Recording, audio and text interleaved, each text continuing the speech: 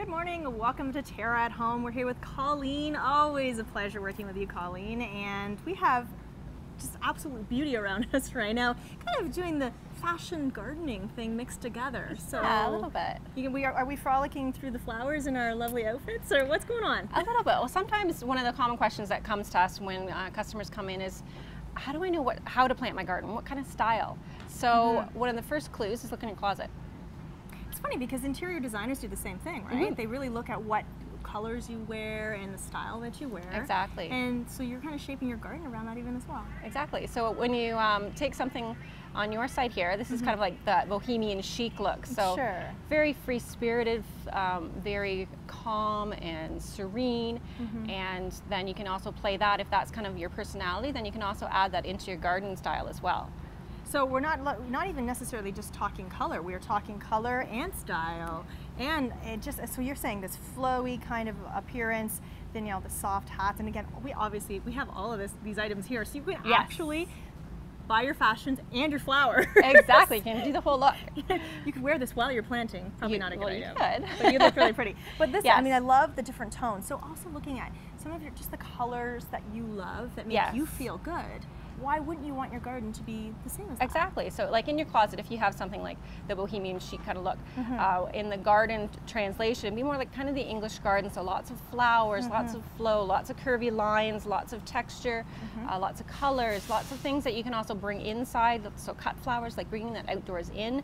Areas in your garden that you can sit and enjoy nature. So things that would also attract like your butterflies and your birds and things with fragrance and just so that you can enjoy it more. It may have a little bit more so you can putter in it, so that you can fiddle around when you're in your garden on the weekends. Some people really like to do that, where there are some people who want zero maintenance. Like, I don't want to be out there having to look after my garden on a regular basis. So this is for somebody that can kind of, as you say, an English garden, can go out and be out in the garden and enjoy Exactly. it. It's therapeutic. Like it's just calming, after a hard day or a stressful day, to be able to come home and just play with the plants. It's kind of nice. Beautiful colors too, and we're standing beside this beautiful lilac, and and we go all the way down, just the gradation in color, and as you say too, it's really important to think about how much flowering you want in your garden. Do you want lots of color? Exactly. Some people actually really like it to be no color and just very modern, very cut, very, or that Japanese garden, right? Exactly, more of like the Zen style, which goes more to this style here, which is kind of like the urban style or the Zen when you starting getting into more architectural things like Japanese maples and like the boxwood topiary. So maintenance levels are a lot less. Sometimes you might associate this also with like a condo garden or a patio garden where you don't have a whole lot of space, you don't have a whole lot of time. So you're choosing things that have multi-seasonal interest with either leaf color and or flowers, so things you're not counting on flowers all the time. All of these things that are here are also dwarf, so that means they grow slower, lower maintenance, less work to do, and most of these can also go in containers. So if you don't have like a full-size garden, you can put them in a pot on your patio.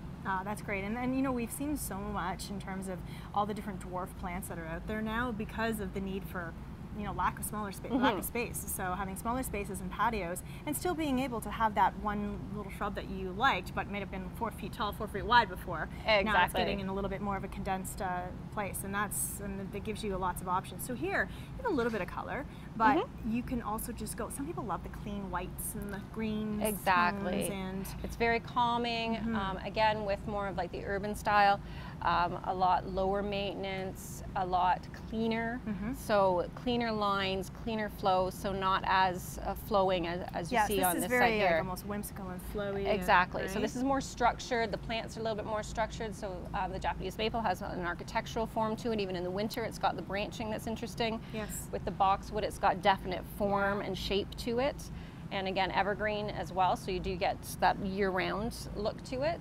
And then with the other shrubs out front here and the perennials, very textural, so you have like the grassy texture and the contrast in color too, so very stark contrast, whereas this one's a lot more calmer and more blending of the colors. And I guess if you like your pinks and your mauves, and this is the way it's going to be with this, you can kind of mix it up by adding, you've thrown in a blue chair here. Exactly. So you could take what's very neutral about that and put in pops of color. Where here you're a little bit more, you're kind of decided, hey, I'm using pinks and purples right now. You can, but then also with this one too, you know, put in a pop of yellow, or with this one, you'd probably be more inclined to use a lot more perennials. Yes. So then you get that transitional look to it. Right. Whereas in this one here, you can have your structure as very neutral, and then throw in, you know, the chair of the season. Then you can throw in your trends right in there. Right. So, you know, maybe this year it's turquoise, maybe next year it's going to be a bright red chair. Yeah, so exactly. it keeps that modern and it's still clean. And especially if you are having it on a patio where you do have a, you know, a patio set, chairs, cushions, all that type of thing, you want to make sure that it fits in with all of that style and design again as well. Exactly. Right, that works for you. And it's funny you say that, because I always wondered, I know I thought that before too, I don't know what I want my garden to be. It's like kind of what my mom used to do, but it's a little bit different from hers. Exactly, and it's taken me a while to establish what I like. And that doesn't mean that you're glued into that either. No. Like, it's always changing. That's what I love about gardening too, is like one year, you know, I'm very, very flowery, and then another section of my garden or on my patio, you could have it a little bit more urban, but then the garden, there's actually a style where the closer to the house it is, the neater it is, the farther away from the house it is, the more pastoral it is, the more open and loose it is. So. And that's what's great about you guys kicking around here in your purple shirts. Yeah. Ask for some advice. For sure. Ask for some help, right? Because it really does. I mean, it's amazing how we can say, hey, you know what? You also have to, of course, look at how much shade and how much sun you have. And sometimes those are just great questions that make people think, oh, yeah, that's right. I have like a ton of sun. So that will also answer some questions for you as well. Yeah, and definitely then we'll be able to suggest the plans that'll do best for you. Right. Okay, you guys have a really fun sale that's coming up, and it's great for people to come in. So tell me about it. It's the 40, 50, 60 sale. Yes, or the Great Garden Event. It's a 4-week progressive sale. So it's 2 weeks of 40% off, 1 week of 50 and 1 week of 60. And we have a great selection of products in the store that are on sale. First couple weeks is the 40% off, which we're in right now. It just kicked off on Thursday. Yep, and so whatever's left the following week goes 50. Whatever's left the following week goes 60. Wow. So it's a shop early. Yeah, shop early so that you can get the best selection. Yeah. And then there's other things that we'll constantly be bringing in new product as well that you can complement with those sale prices. And that's the great thing, right? So it's not necessarily everything in the store, but when you're here, it's really hard not to buy everything in the store, like I do. Yeah, me too. But when you're looking at building a garden like that, as we're presenting here, you might even be looking right now and looking at some of the ideas and thinking, you know what, I want to add that to my garden. I've already, another great thing is that just because your garden is done it's not done. Never you can done. Continue to plant. You can plant in summer. You can, of course, plant in the fall. For sure. So don't think it's over just because you did all your shopping in the spring, and there's lots more to be done. And because, you know, there's different things that flower at different times of year, we're always bringing in fresh product. Yes. So there's always something new to see, always something new that's coming. Exactly. Aw, thank you, Colleen. Great information, and look at the lovely outfits that you can frolic in your garden with. Match your garden. That's it for now. We'll have more Terra at home after this.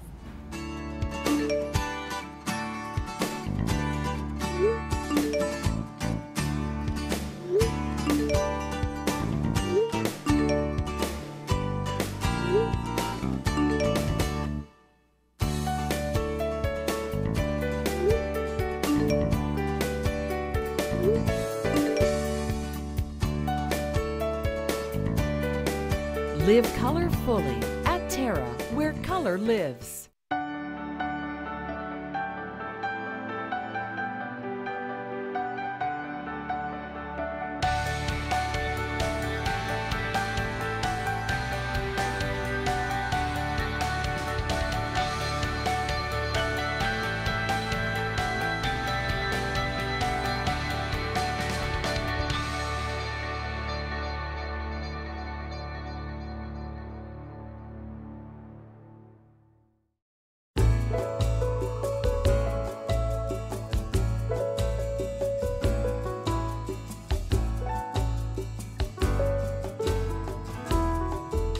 Heritage Perennials. Look for us in the blue pots.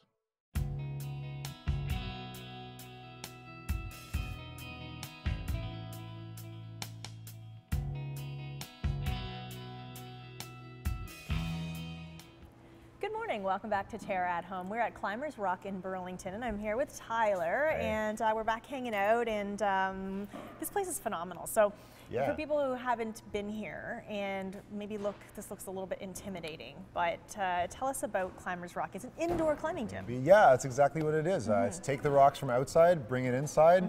We'll throw some mats down, so if you fall, you're not going to be landing on other rocks. Bonus. It's taking the best parts of one of the fastest growing sports and making it even better by making it safer, better for families, cleaner, brighter, everything like that. Yeah. So this is the place to be if you really want to get into climbing, is a place like Climbers Rock. And so, I mean, this can be a place that, you know, you can just drop in, but you also, like we're talking, have competitive teams and people coming in here that are really high level. Yeah, absolutely. You can, just like any sport, you can treat it recreationally. You can have a great time with your kids on the weekends. You can come in for a birthday party, or you can start to look at it as something where this is your sport. Yeah, exactly. You use it to relax after work. You come in after school to blow off steam. So we have kids that, you know, come in once a week to have a good time with their friends, or kids that are coming in 6 times a week, training really hard to compete internationally. So we run them from, you know, age 4 when they're just starting out and just trying to figure out how to work their bodies, up to being really elite, high-level athletes traveling around North America and around the world to represent Canada and Burlington here. So when you were talking about 4-year-olds coming into the gym, sometimes it's hard to imagine a 4-year-old even doing this, but at the same time, the best part about kids is that they don't have fear, because they don't really understand danger yet. So actually they'll be more apt to do this than a lot of adults would. Absolutely. No, you see a lot of parents that are hesitant, not only about themselves, but of course about their kids too, right? But kids come in and the first thing they see is your railing on your front porch or the tree in their front yard, and they're realizing that this is their backyard, a place where they can climb and they're supposed to climb, and that's the whole point. This is regulated. Yeah, exactly. This is this safe. is what you're supposed to do here, and we've built the entire place around having a good time. And for kids, it's what they want to do wherever they go, and we let them do that here. Yeah, how amazing. So when you are here, obviously there is some safety equipment involved. Yeah, absolutely. So kind of, you know, we've talked a little bit about this in the past, but explain what is it involved? Is it an expensive sport, or? No, it's not an expensive sport. For the most part, the gym covers your equipment costs. So we have these mats down on the floor. So when you're bouldering, like here and behind us, as you climb, when you're done, you're gonna either drop down on purpose or maybe accidentally. But we've got these thick, soft mats underneath you. So when you fall, you land in a big pillow. If you're on our roped walls, like the things behind us here, behind me, we've got ropes set up. And so all you're gonna need for yourself is a harness, which is between 50 to 70 bucks. And then climbing shoes as well. And climbing shoes range from $50 to $100 for a great set of beginner shoes. So for your first visit to come out here, of course, we provide rental equipment, so you don't have to go buying your own equipment right away. Just in case you want to see if you like it, right? This is nowhere near hockey. This is nowhere near all those sports where you've got to suit up. We're talking shoes and a harness, and that's it. So it's a really economical sport for families, especially when you're just trying to try something new. There's no commitment like you would in other high-level sports. So if you were a beginner, whether you're a child or an adult, when you first come in here, like, you obviously have someone with you, because how would you even know to start? Like, yeah, for the most part, absolutely. For kids, the best thing we like to do is to communicate with the parents and get the parents familiar with how this all works. So we love to get parents in for a lesson where we teach them how to use our ropes and our harnesses and our belay equipment. Belaying is what we're doing when we're working the ropes for a climber. So they come in for a lesson that's about an hour long, and after that they have all the skills they need to use the equipment and get their kids and themselves set up. So we like to form the bond with the parents. But then with bouldering, like behind us here, that's something where you can come in after a quick waiver and paying your day pass. We give you a short introduction on how the wall works and how falling works, and after 5 minutes, you're already in the sport, right? Awesome, just go for it, right? It's that simple, yeah. How cool. Absolutely. So there is a special way to fall. There is, yeah. Like not on your head. Yeah, hopefully you're not in a position where that will happen. Falling's unpredictable, so you can land on your side and on your feet, but we show you how to fall so that when you're landing on your feet, you're minimizing the amount of energy going to your joints and to your bones and stuff like that. Like not straight-legged. Exactly, we're not going for style points. Landing straight up isn't going to get you any bonus. Exactly, yeah. It's not that. We want you to crumple nice and safe so that you can get back up and right back onto the wall. And it's fun, you know, watching, you know, males and females alike, just ever since we arrived here earlier on, just climbing, and you know, as you say, sometimes you fall and they just look so just boop, boop. Yeah, gracefully totally. They fall. As you say, they know how to fall, and they get up and they start again. There's some people that, you know, your first couple times falling is something you have to get used to. But after that, it is absolutely part of the sport, and it's no longer a surprise, and you're used to landing on your feet. So you come in for a boulder session, you'll fall 50 to 100 times, and you walk off and you forget it ever happened. It's nice and soft. It's like jumping on the most comfortable bed you've ever landed in, basically. How fun. How fun. And you have to just kind of push yourself each time you come if you want. Yeah. And be a little adventurous. And I'm sure people have amazed themselves. Using a lot of upper body strength, or is it evenly? It certainly does take a lot of upper body strength. Your hands are doing a lot of the work. But as you get into climbing and start to gain more experience, you realize that climbing is a 4-point sport. Right. So you're using both hands and both feet. So balance and body positioning are all really important skills that you develop as you get into the sport, and you realize it's not so much about your hands, it's not so much about your forearms, it's not so much about your chest.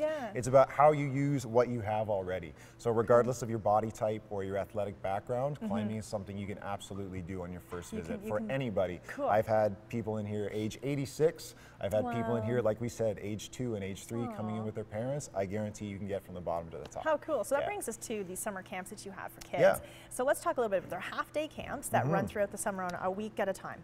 So our base camp is a half-day program, weekly, like you said, run by our amazing academy instructors. So our instructors who are used to dealing with hundreds of kids all year long, this is their break. They get to have fun with kids that are new to climbing. So we get them, of course, doing some bouldering, doing some top roping, trying out the sport, but also breaking into the other parts of the climbing culture. So we try a little bit of yoga upstairs so that they can experience some of that kind of acrobatic contortionist stuff. Awesome. Also things like slacklining, which is a sport that's up and coming and some people may have heard of. You can think of it kind of as tightrope walking, but close down to the ground. So imagine hanging a thick webbing just above the ground. So it's bouncy and you're trying to keep your balance, but you can do flips and tricks and stuff like that. And then of course we do a lot of team building things that you may have seen, in a corporate setting. So rope work and ascending and all this kind of stuff where we take the equipment and the environment we have and we manipulate it so we can create all these fun games that let kids, whether they're new to climbing or not, have fun from the second they get in until the second they leave. And we know kids are really going to be apt to stick to a sport if they can associate fun with it, right? It doesn't have to be all this hard work and hardcore all the time. So you want them to have fun, you want them to enjoy it. So we're talking, these camps are for how old for kids? These camps, we run them for a fairly narrow age group. We're looking at roughly ages 8 to 12. Of course, that program is specifically built for them. So outside of those ages, anybody can come in and visit. We find kids above age 12 love to come in with their friends. They're getting to that age where they want to do something independent. So we strongly recommend their parents bring them in with some friends and try something new that will become a part of their social life. And for kids younger than that, it's definitely an age where you want some parental involvement to start out. Makes sense. But 8 to 12 is this great age where they're starting to become independent and they want to try something new, and we can really build important personality skills in that window. Well, thank you so much, Tyler. Again, it's Climbers Rock here in Burlington. You can contact them and find out more information for summer camps for your kids, both boys, girls, men, young men, everybody, women, young and old. Awesome. Thank you so much. More Terra at home after this.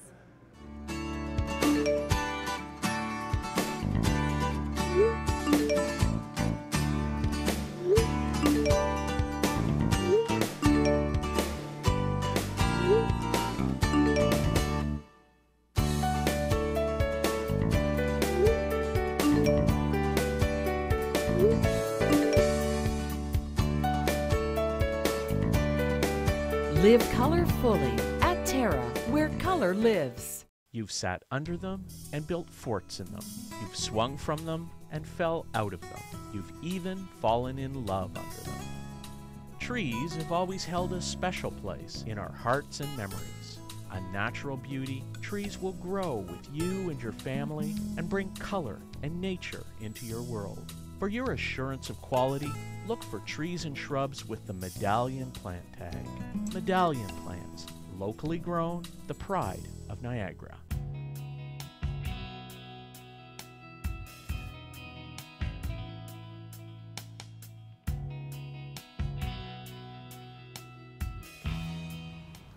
Good morning. Welcome back to Terra at Home. Look who we have with us here today. Naz. Naz from Broil King's in with us, hanging out, and we're making steak, and we figured, if we're going to make a steak, we might as well call you in, because you kind of know what you're doing. Damn sure I do. Okay, so you just put one on the grill already that's been marinating. We have a method called a 10 and 2 steak method. Yes. And that's a 10 o'clock and 2 o'clock setting where you would set your grill on at a medium-high temperature. I'm using a 1-inch cut, and really it depended on the size of the steak, this would be valid. We usually talk about a 1-inch cut steak when we're doing it a 10 and 2 cooking method. Right. We got to remember that in 2 minutes we got to flip that steak, just as an FYI. Okay. So this is a 1-inch cut. You can use a ribeye with bone on, or just a rib steak. You can use a sirloin, which nice 2-inch cut there. That's a thick one. But again, if it's thicker, you got to maybe go from 2 minutes, 2 minutes, 2 minutes, 2 minutes, 8 minutes total. Now, I'll tell you what that's all about. Yes. You maybe take it to 2.5 minutes, or 8 minutes, and turn it down and finish cooking it. Okay. But when you're looking for a steak, look for something that has a lot of white fleck like this. We got a close up of one of these guys.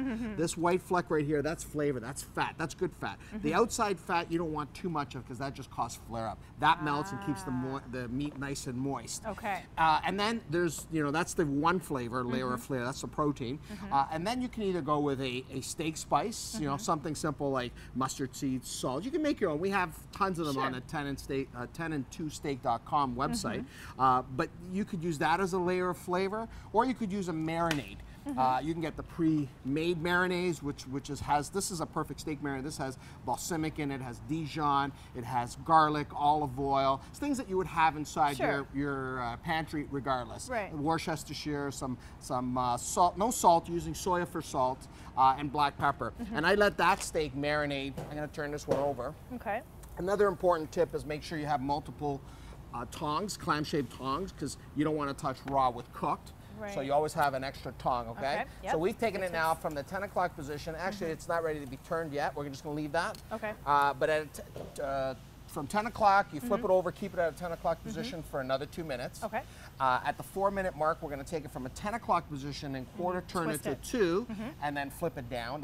Now we're going to create those crosshash shear marks. And then the last 6 to 8 minutes, we flip it, keeping it at a 2 o'clock position to cook the other side. Okay. We flip it all these different times because we want to first keep pushing when you put a cold or a steak on a grill, the juices will push up. Right. Before they have time, if you leave your burger there, if you leave your steak there, if you leave it for longer than 2 minutes, you're going to see all this moisture on the top. So before that happens, we flip it over to sear the bottom and push the juice up. And that's why I flip it so many times, because it just keeps the juice inside the steak. Okay. The browning you get from all the caramelization, that's your flavor from grilling. Grilling and barbecue are 2 different things. But you want to make sure that the juice stays in there, okay? Okay. Another great way to cook a steak perfectly, other than 10 and 2 steak, you can cook it on a griddle. When you put it on a flat griddle and you flip the griddle over, you want a perfect rare steak, you flip that steak over, how much of that steak's going to be caramelized? The whole steak is going to, so that's going to be all flavor. So, but people eat with their eyes, so we're going to do crosshash. Yeah, it looks nice and you look like a professional. Exactly. So while we're leaving that, do I have time to do the roller coaster potato? So what I did here, this is a great side dish for the steak. We took some small white potatoes, we parboiled them. Okay. Just I thought tender you might enough, have. just tender enough that you can put the skewer in there. Then we took some bacon and we wrap it. We put bacon, potato, and we just kind of flip them around. But what an easy, it's very, and it's so tasty. Yes, it's so tasty when you get these things done. Everything really fantastic. You can use the wooden flat bamboo ones, or you can use different. People always think, what am I going to do with skewers? Skewers are great. Sure. You can do so many different things with skewers. Skewers helps you take all that food and flip it over at the same time. I do wings on skewers. I do potatoes on there. I do vegetables on there. I try to stick to more the dual prong one and the flat ones. That way the food doesn't spin around. Right. But I mean, they're a little bit more expensive, but by the time you go through, these are great if you're doing appetizers. You want to create appetizers for a dinner party. And you have to soak those too, right? You do have to soak them, So this is better in the long run, isn't recycle, reduce, reuse. But look at the serving though, you know what I mean? Like if you're going to do appetizers, I would still go with this. Those are good. Maybe somebody should make steel ones half the size. That would be a good idea. There's a market for it. There you go. So I like this idea. And again, you said the flat ones are better. So you think that is a better idea for grilling vegetables than just putting the vegetables direcely onto the grill, like laying them out? Yeah, exactly. Then you're trying to flip all these individual vegetables that could fall down in, right? Absolutely. This will hold them all in. You can put whole pieces. You can put whole potatoes on there, or you can use a wok as well. The pans with all the different holes on it. Yes. This is nice for presentation purposes. Once you put it on, you just flip it over, right? And it presents the food nicely. Okay. So definitely I would invest in skewers and the clam-shaped tongs. Remember that the clam-shaped tongs are very lots of those. Exactly. Okay. Okay. All right. We're gonna leave that alone. It's still cooking. Okay. What else can we do here? Well, I think when we want to talk about steaks and the cuts of meat for steaks, a lot of people are intimidated by the whole idea, the approach of cooking a steak on a barbecue. Yep.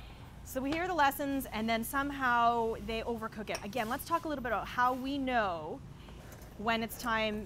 People are saying, "Well, I want mine medium rare. I want mine rare." Here's a really good tip. I know where you're going with that one. Yes. Here's a really good tip. You know that piece of meat underneath your hand there? Yeah. do it with me. Yep. That piece of meat, when you touch that and you go to your steak, that's what a rare steak's gonna feel like. Right. So you can actually just touch your steak. Just touch the steak. Okay. The best tool, number one tool, is a thermometer. If you really want to know if it's cooked. But then you got to know numbers. Well, 145 for a medium rare, let's say, and then 10 degrees over that for medium to well done. Okay. That's probably the easiest. And there's charts, again, there's so many charts on the net. Right. But the easiest, simplest way, rare, Yep. medium rare, you touch your OK sign, you don't have to push it, it gets a little bit more stiff. Yep. Go to your middle finger, see how it gets more stiff? That's a medium. Your ring finger, that gets more stiff there. That's what's a well done steak's gonna feel like. It takes the moisture out, so it's gonna dry out, it's gonna be more stiff. If you go to your pinky, that's burnt. Don't give it. I was gonna say, I don't think don't I've even ever give it gotten to the dog. So wait, can you still have a great steak when it's well done? You can do a you can do a well done steak where typically the person doesn't want to see any juice or doesn't want to see any red or pink in there.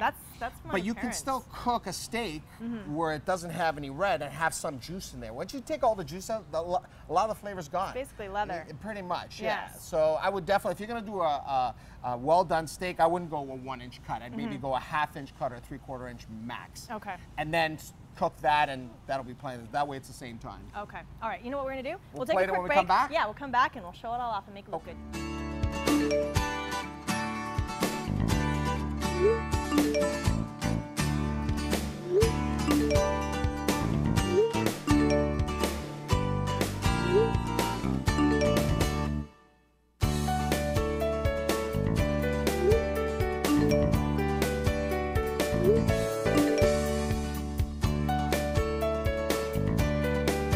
Live color fully at TERRA, where color lives. The Hamilton Spectator. At work, at home, or on the go. Read us online, in print, or download us to your e-reader. Get the Hamilton Spectator any way you want it.